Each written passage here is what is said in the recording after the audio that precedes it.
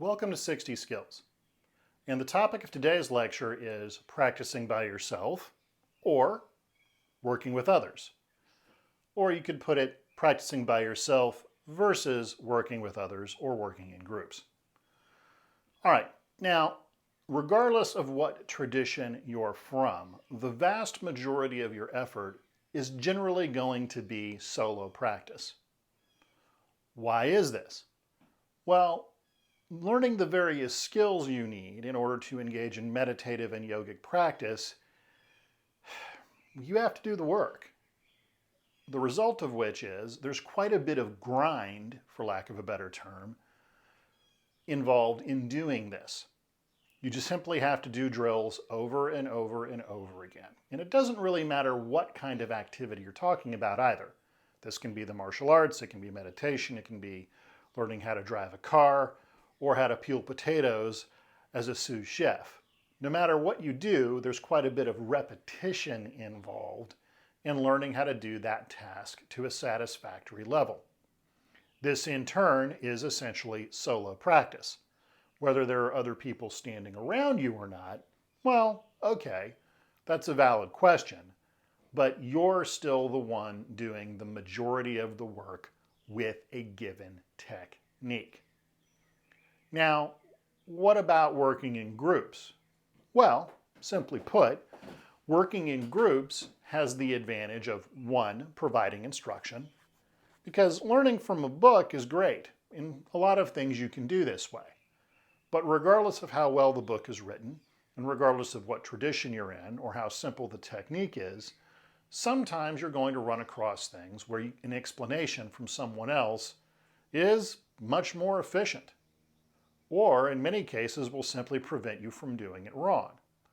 I always find it odd that there are people from some traditions who insist on learning by themselves from a book because that's the way to do it, when that really doesn't apply to any other method of learning that people engage in.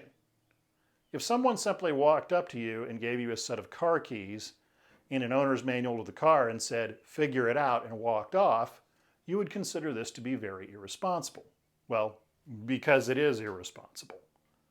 And while there are people who can most certainly learn how to drive and operate an automobile safely, completely on their own, I guarantee those people are in a minority and probably won't do as good a job at it if they'd had some instruction. Now, what are some other things involving working with groups versus working by yourself, or solo practice versus group practice? Well, there is the egregore effect, this energy that forms anytime you have more than one person, i.e. two or more people, working together on something. This egregore, or the energy of the group, can really help your solo practice as well because it gives you something to draw upon. Also, when you work in groups, there is a curious factor of compounding energy. The energy that two people can generate is widely considered to be equal to what four people working by themselves can generate. And three people can generate the energy of 9 people working individually. I don't know how much more that energy squares, but I can tell you the energy from a group is far more potent than the energy I've ever encountered from any individual. I'm sure there are some exceptions, but anybody who's ever been to a rock concert or a political rally who is energetically empowered can tell you it's a tsunami of subtle force. I'd be highly challenged to ever identify any one individual that can generate this on their own. That person may be out there, but I haven't met them yet, and I probably never will. Also, there's the advantage of initiation coming from a group. Now, initiation is one of the 2 classical methods of empowering yourself. The other is, of course, solo practice.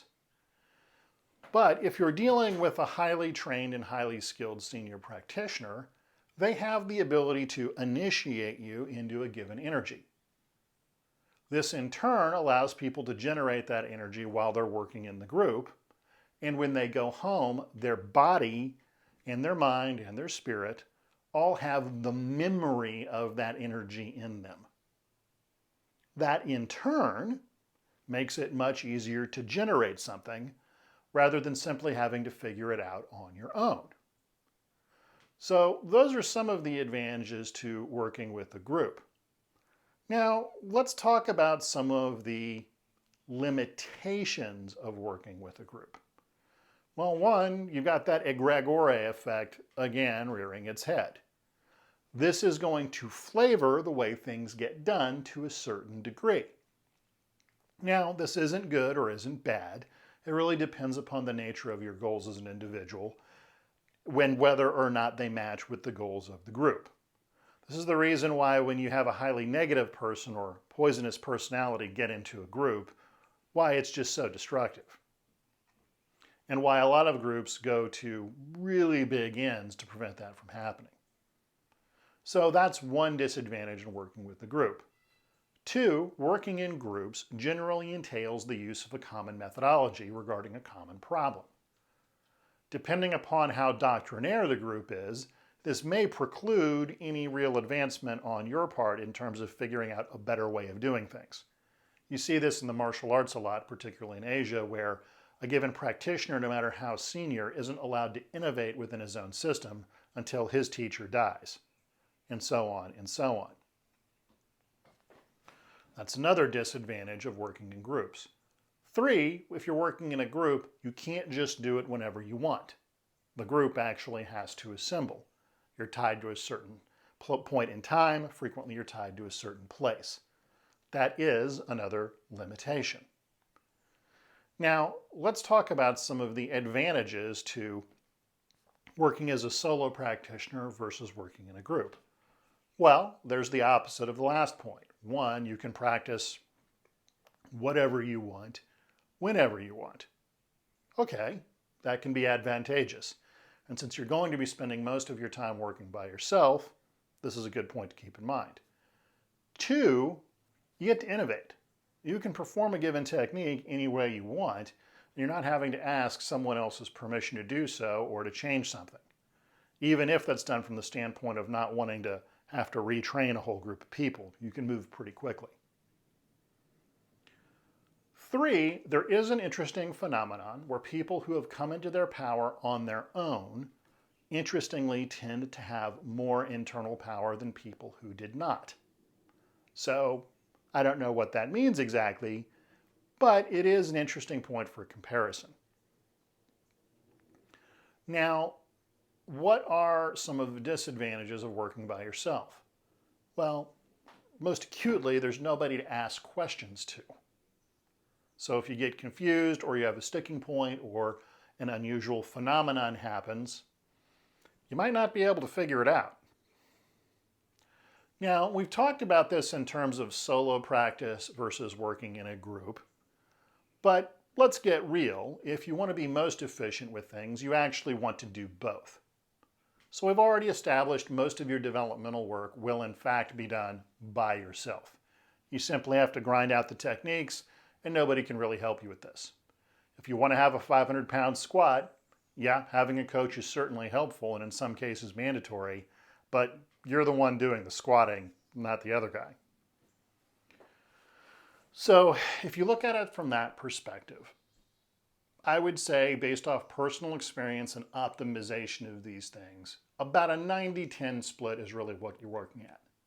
About 90% of your practice should be solo, and about 10% should be done with other people. This in turn tends to maximize your ability to develop based off the minimum amount of time. Having a group of people to go to ask questions or simply compare notes with is extremely valuable. It also helps with cognitive dissonance and various delusion-based issues, assuming the group doesn't devolve into something weird. That happens, it's a thing, it's unfortunate. But if you want to progress quickly within these arts, having other people to simply bounce your experiences off of, who come from a similar training background, is really important. It also allows for very rapid innovation, because you can go, hey, I tried this, that worked really well. Oh yeah, well I did this and that worked pretty well too. There you go. So again, that 90-10 split between solo effort and working in groups seems to be most efficient. And again, this isn't to say that there aren't certain kinds of group trainings you want to go to for intensive periods of time, but more often than not, most of your real work is going to be done alone. So that's a little talk about solo versus group training, and at the end, really about how to optimize your training by doing both. So, if you like the topic of today's discussion, please hit the like button and the subscribe buttons. If you would like to learn more about the 60 Skills curriculum, check out the links contained in the details box below the video. Otherwise, train hard and be well.